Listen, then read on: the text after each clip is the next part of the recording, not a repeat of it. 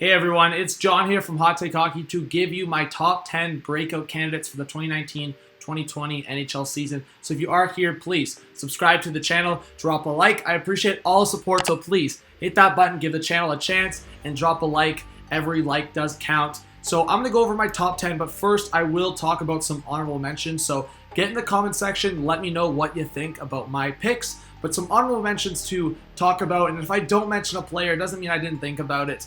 But I'm not going to go through every team and multiple players through every team. So a few honorable mentions to talk about.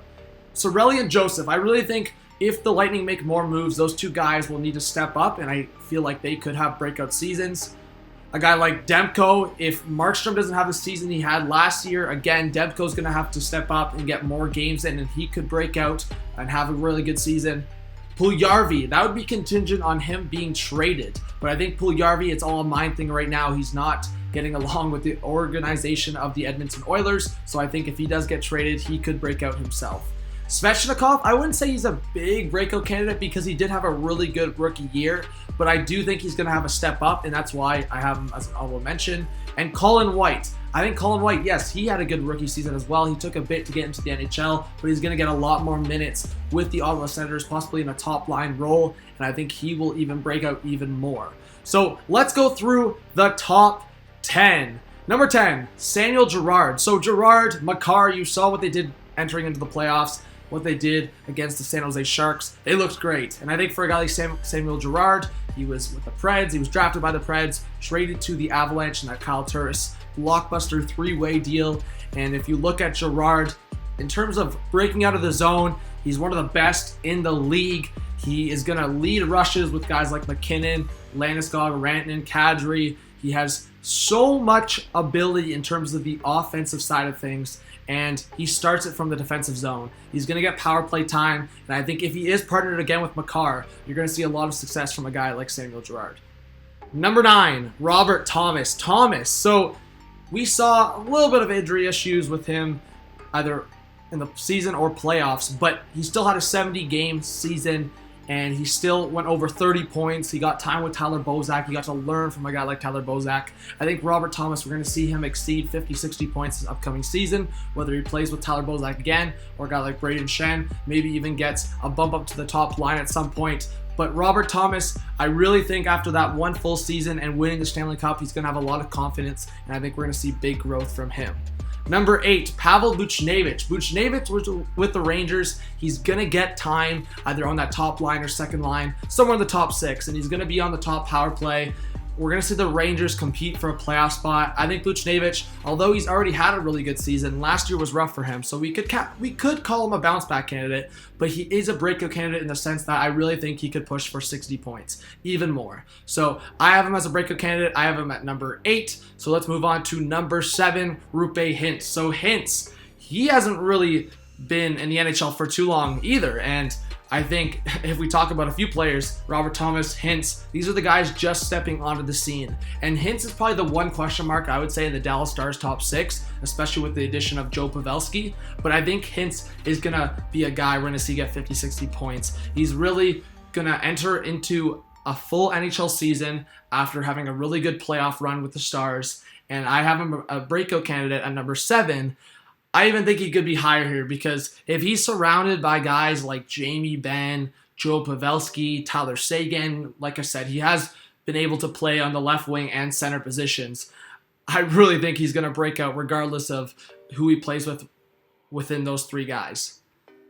Number 6, Kevin Fiala. When will this guy break out? We saw the trade, we saw the controversial trade of Kevin Fiala for Mikael Granlund. A lot of people were confused by it. But yes, Fiala is younger, and we're waiting for him to break out. He did have a very good one season with the Nashville Predators and a good run. Kevin Fiala, that famous goal against the Blackhawks to put them up 3-0 when he was with the Preds. So you know what? Kevin Fiala, I'm really waiting for him to break out.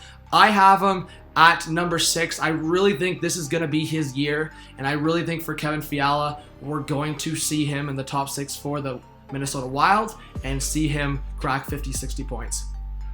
Number 4, Ondrej Kase. So Kase, this one is crazy because he was injured the last 2 seasons, and obviously he got games in, The previous season, he got about half the season, and then this last season, he only played in 30 games but got 20 points. I really think if Kase is playing with a guy like Getzlaf or playing with Rickard Rakell, and wait for the bounce back video because Rakell might be there, but Andre Kase is a guy that if he gets those minutes, if he gets those opportunities, we obviously saw the small sample size of 30 games, 20 points. If he plays in those top minutes, I really think this guy's going to push for 60 plus points.